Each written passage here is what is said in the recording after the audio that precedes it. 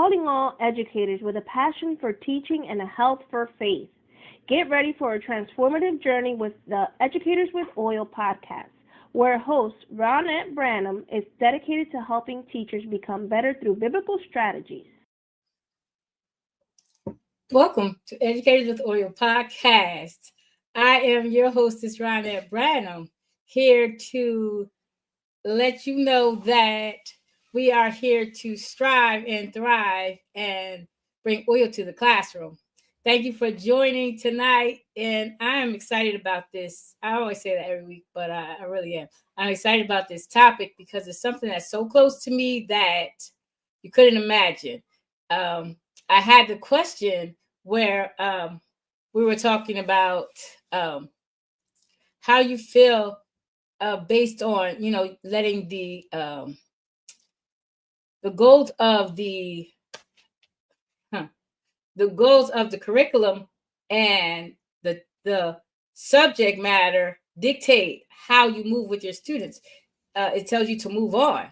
Like for our math, we have a lesson every single day, a new lesson. Some of them it's like slow down and take you back and that kind of stuff, but some of them don't. Sometimes the standards don't fit your students. We're being guided by the standards and they don't fit your students. For instance, I teach second grade. We know that. And I teach a dual language classroom where the students are becoming more proficient in English. They are definitely becoming more proficient in English. Some of them still look at me like, what? And I don't understand. That's something that I can never understand, not trying to understand or learn what your teacher is telling you. That's something that I can't understand. I don't understand how that takes so long because I know younger students learn faster than an adult would, but if somebody is trying, so that is a whole other story. So, so what do you do when your students aren't ready to move forward? But the pacing guide says, let's go, right? Sometimes the standards don't fit like I just said. So today's episode is going to meet you in that tension between moving ahead and staying long enough for the light to shine. Because that's what we're looking for, is the light to shine. The light to shine for our students. We need our students to, be on it. Because the pacing guide says, let's go. This is what you're supposed to be on. This is where you should be at, right? And I don't know, sometimes we don't know what to do in that situation. So as teachers, we feel pressure to keep up. Pacing calendars, benchmark expectations, admin check-ins, testing windows, lower those testing windows. And all of it tells us to keep on moving. But what happens when our students aren't ready to go? You start questioning yourself. Am I behind? Am I not doing enough to get my students where they need to be? Am I failing my students? Because my students, they are not where they should be, according to this, pacing guide.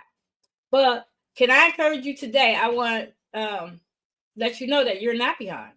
When you're walking in wisdom, how could you be behind if you're walking in wisdom, right? You can't be. If you're using wisdom, Proverbs 4:7 reminds us that wisdom is the principal thing. Therefore, get wisdom, and with all thy getting, get understanding. Sometimes understanding takes time. Sometimes wisdom tells us to pause and not to press. And I do know I have. I'm going to share you something that happened in my classroom a little while ago, like a few weeks ago. We were in a holding pattern because I have a partner teacher, and so if I'm out, she has to hold up in math.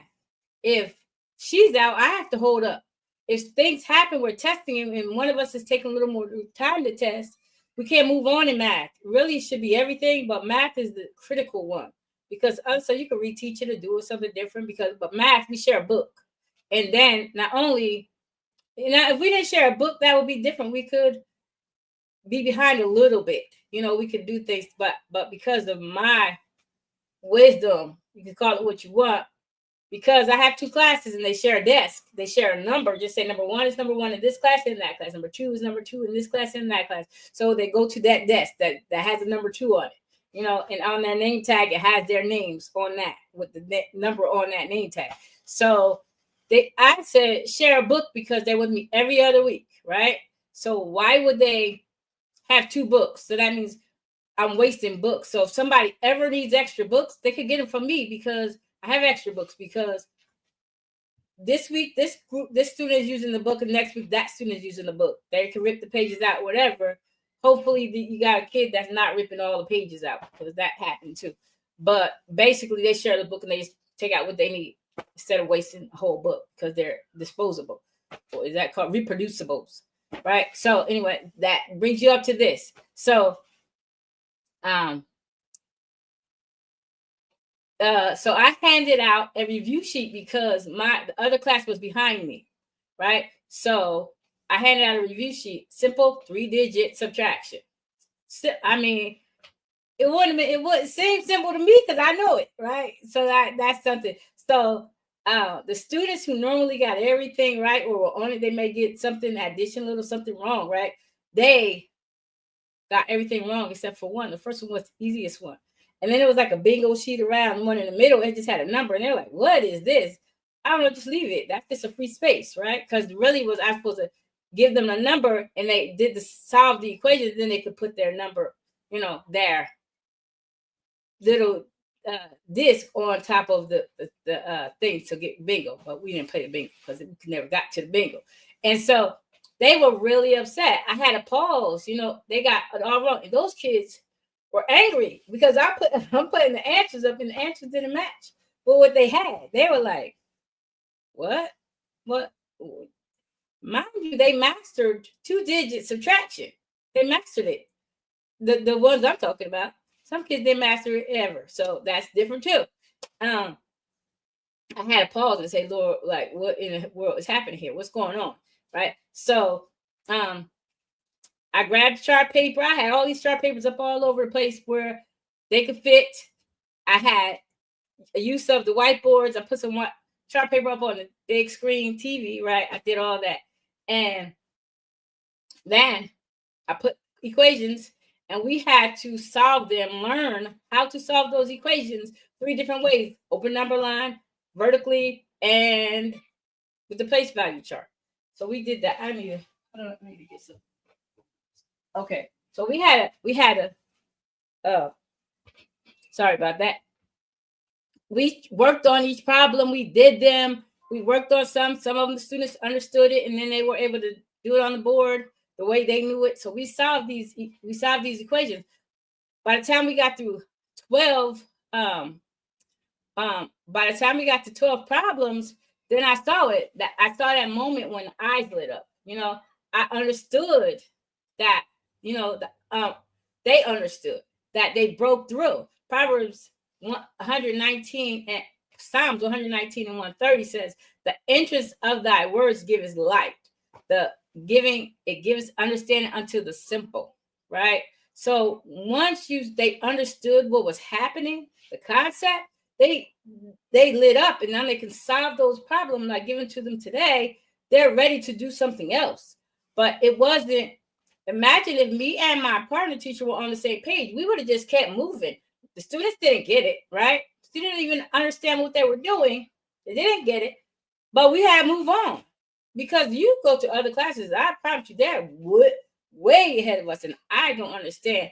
Okay, I got sick once. I got sick twice, and I was out, and my partner was sick. We had the flu hit us a couple times, and so we had to be out, right? And so I understand that they're way ahead of us, and I don't care. Even you have to stop sometimes, and you have to review and go over what it is. You just can't keep moving. And I don't understand how people are doing it. Maybe they have a different way to teach, but I'm teaching by the book.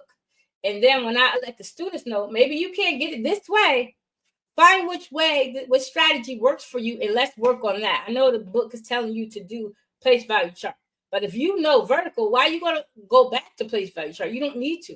So we understand that's carrying the 10, carrying the ones, or borrowing from a 10 or borrowing from 100. So we have that. So when God says pause in your instruction, it's not a delay. It can't be a delay. It's the divine setup for understanding. So don't fear, the pause. Don't fear that, because you need, what's the objective here? For you to move through the curriculum, move through the book, right? What is that? For you to move through it, or for you to, the students to gain an understanding? There has to be a real objective. Has to be. And then the objective, okay, the students will, hey, it has an objective. Students will solve 3-digit subtraction equations, right? Using various strategies. We got that. Did they do that? Can they do that? Can the majority, or can one or two? Because if one or two students are doing it, that's those 1 and 2 who could get everything. You have those students who are on grade level, ready for grade level. How about we're doing poetry, and I'm getting my students to picture what I'm reading, right? And I told them about a blue bird or a red bird or something was flying, and he landed on the fence. And I said, could you close your eyes and picture that? No. What did your bird look like? Did you picture? No, they couldn't do it. I showed them a bird on the screen, and this is the bird. This is a blue bird. Yours could be bigger or smaller. It doesn't have to look like this, right? So you picture that. And then I asked them to picture a little girl with 2 ponytails walking down the street with a red dress and blue shoes. And what does she look like? Can you picture her? And what is she doing while she's walking? And some students were able to picture it, and they said, yes, they could picture it. And then I found picture of a girl online. It was really hard to get the picture of a little girl. That was crazy, right? It seemed like things were blocked. I couldn't, it showed me that stuff. And little girl walking down the street. And so, like, yeah, my girl looked like that. I could have dug in more. A Hispanic little girl, a black little girl, African American little girl, something like that.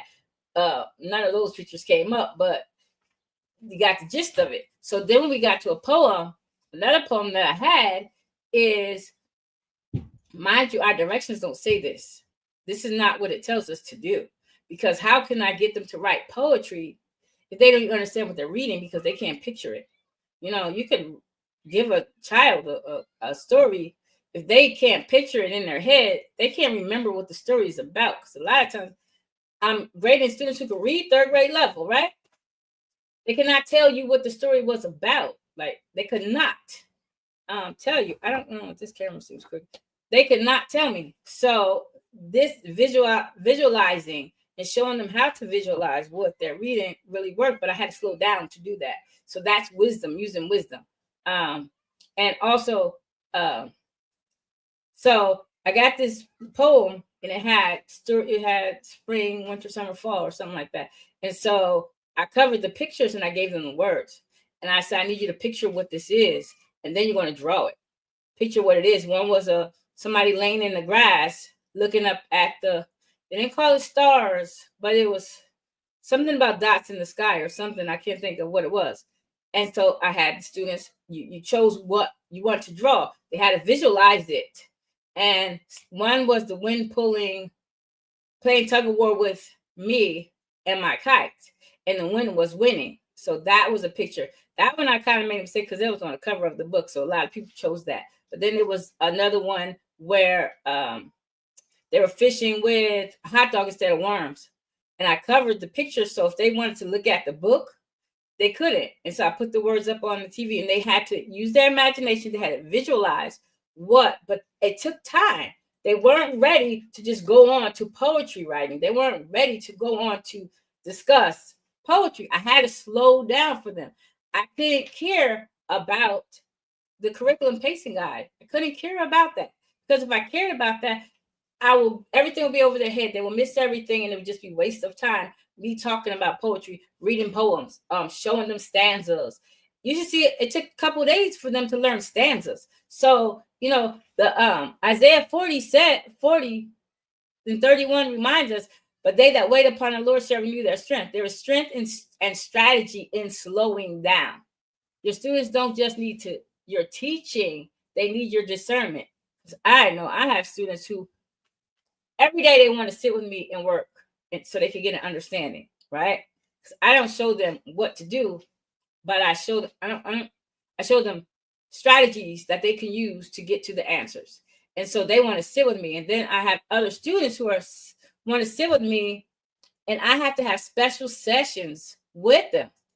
right? I rarely have to have special sessions with them. And sometimes it's like, that's going to take so much time. And I look at them and I feel so bad because they're not even ready for what I have. And I have to meet with them a few times a week. They are the ones I need to meet with every day. But I know I feel bad because I can't give them what they need, right? And so that is something. You're right. Train to the standard, not to the time. That's what they're telling us to do, right? And it I want to teach the standard, but I can't have that timeline where it says this day or this is the pace of God every day. This is where you should be. I can't move like that because it doesn't work. It really doesn't. Not with my students. The demographic that I have when they don't even understand the language. So I have to speak slow. I have to use visuals. I have to use hands-on for everything, every lesson. Mind you, my partner teacher doesn't have to do all that. She speaks their language, so she doesn't have to translate it. Maybe if she's introducing new vocabulary words or something like that, that's different. So just because off of what I teach, it's different. So again, just take your time, use wisdom. When I say use wisdom, your kids are not getting it. You can see when most of the kids are getting it, understand answering, and they could give you answers. I call my students, nope, I need more hands in this thinking, more hands up. So when I get 10 hands, that means 10 people are thinking. So, because I have people who are just in the daze. Okay, that's fine. That's what they do, right? It's not really fine, but I try to force them to think a little bit. And so I tell you, the people, say 4, 5, 6 people who put their hands up all the time to answer, put your hands down. I'm going to pull a name from here, right? And then you're going to answer this question because you should think. Because it could be something where we're going over the ear, E-E-R-E-R-E and E-A-R, right? Going over these words. And then I have students who you need to be able to spell cheer, right? Cheer, here, near. So if I give you this word, what is it, right? You should be able to sound this word out because everything is in an ear. And then if I give you a word to change it to something, and I'm only going to change one letter, then the word is fear, and I'm going to change it to near, you should be able to think that through. So if I see you not thinking, I need at least 10 people thinking. So if you're sitting there looking like, I want to call you. We're going to think this through. I had a little girl. It was amazing. She spelled cheer for me. This is ear. And then the sound of CH. Come on, what's the sound of CH? She told me, right? And so then she told me, and then, oh my goodness, I almost fell out because this little girl would never answer any questions. And so I was like, oh my, see what it means when you think and you understand you can do it, what you can do. And so we got through it. And she was able to spell this word for us. And it just was something amazing to me, something empowering, something exciting where my students were able to think, but I had to slow down. I had to slow the class down for her to be able to understand that if she took some time to think, she could answer these questions, or took her time to think, she could read these books that we're reading. And then she was excited. She had a little bit momentum going there that day. It just was great because then we went to reading group. She was reading because based off what we read, these are repetitive words. It's just something that you can do with your students. Here are some takeaways for the week ahead, right? Use multiple strategies. Every student learns differently. So when something doesn't stick, switch it up. Like if you see this child not getting this standard operation, they need more. So switch it up.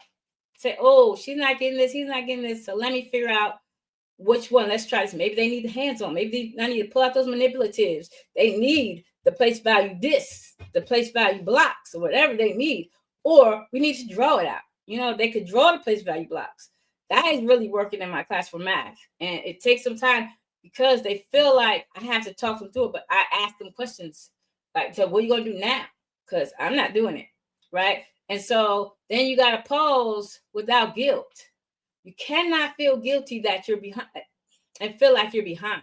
You're planting deep roots. If you want to plant something, that is going to last for years. Like you want to plant a tree or something, or build a building, you have to dig deeper in order for it to stand up taller. You can't plant a tree in 2 inches. You know how you have those trees, what do they call it? Saplings or whatever they're called. You just can't just put this on the top. You have to put it so it's going to stand up. So you guys take some time. It takes a little more effort. And this is what I'm learning with my class. And it's so amazing. If I can't even go out and say, I love the demographic that I have. If I had 15 students like everybody else, I would be excited where I didn't have to go to another class or anything like that, switch classes. Yeah, that strong foundation is it. It is really, because that's what's going to last, and that's going to take the students to the next grade, the next level, the next thing. When they get to the next class, remember they have 2 teachers.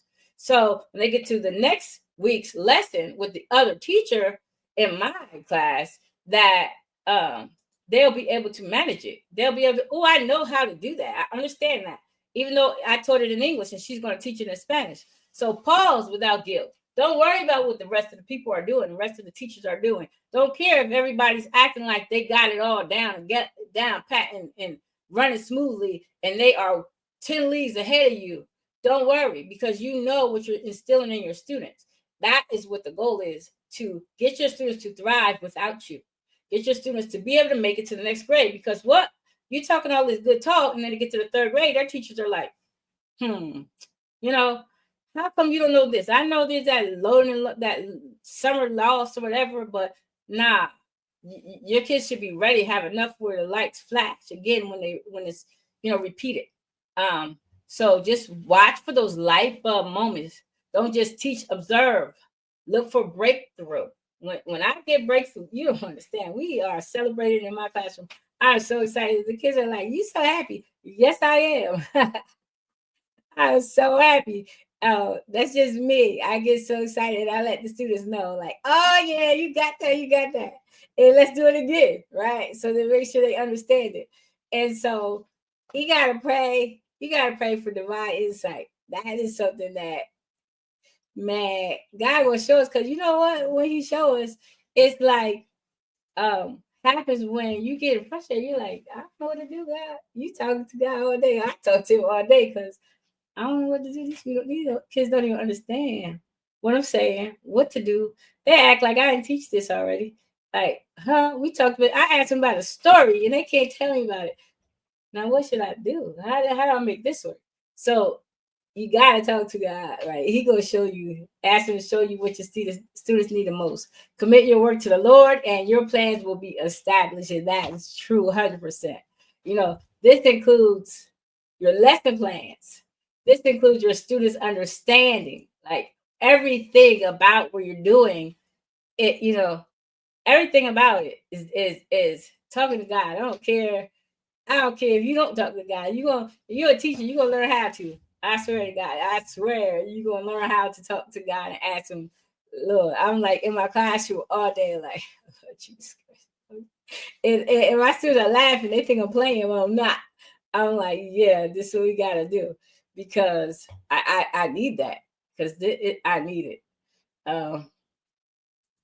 So also, before we close, I want to encourage you, because you are anointed to teach, even when the data doesn't line up. The data doesn't line up. You're supposed to.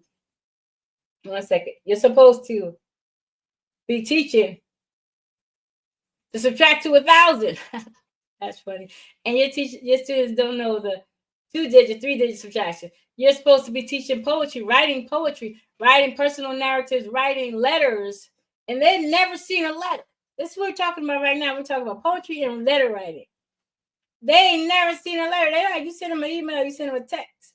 They never saw a letter. Our last book, when we were reading, it had letters in it, and I was explaining, this is a letter, this is to the principal, but I didn't show them. Well, I did. They had the book.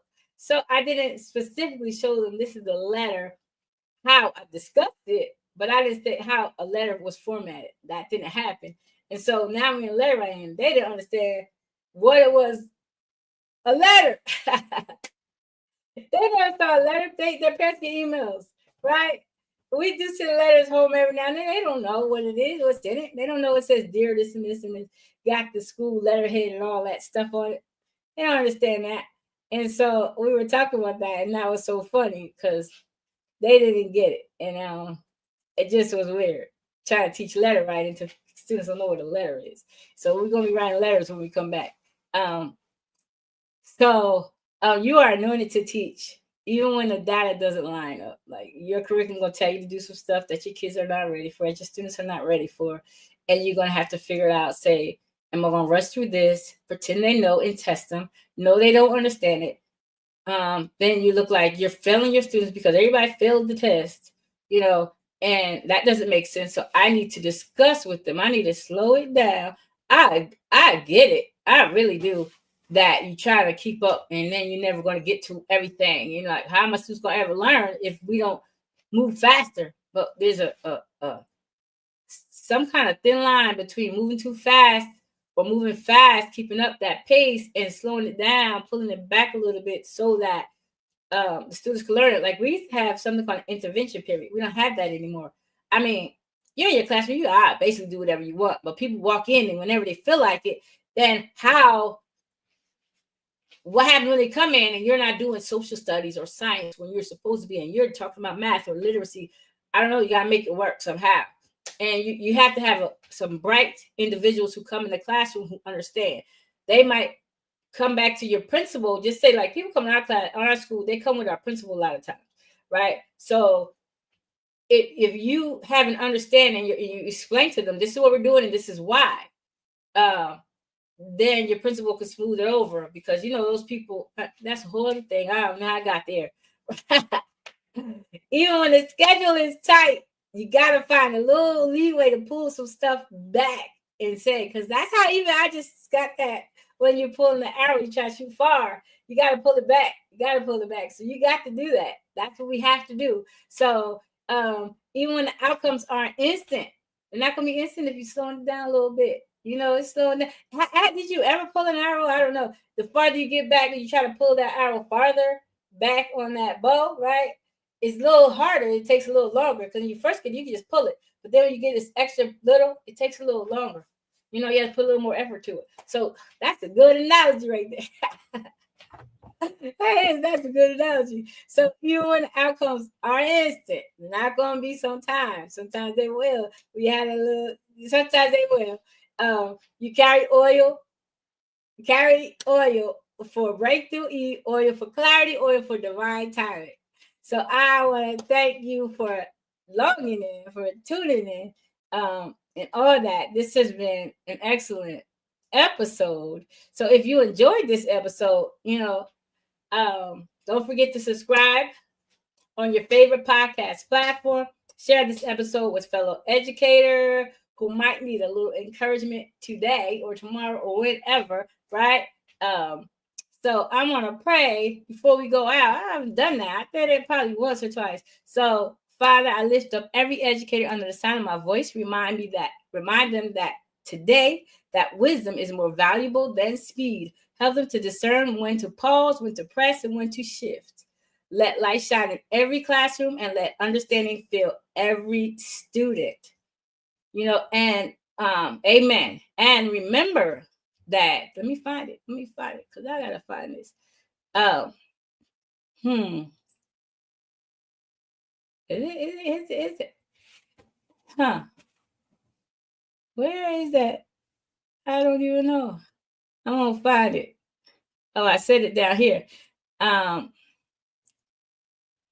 Here you go. Take this off. How do I take this off? Okay. Edit this real fast. Take this off. There you go. Educators with Oil is a place where purpose meets the classroom and the oils flow. Again, thank you for joining us, and I appreciate you, all you do. Thank you for the comments and the taking this insight in. I appreciate you. Have a blessed day and tune in next week. Thank you. Enjoy the rest of your day. Subscribe to Educators with Oil podcast on your preferred platform and join Ronnette on this mission to empower teachers through the wisdom of the Bible. Because when biblical strategies meet the classroom, extraordinary teaching happens. Educators, let's shine a light on our classrooms. See you on Educators with Oil podcast, where teaching and faith unite.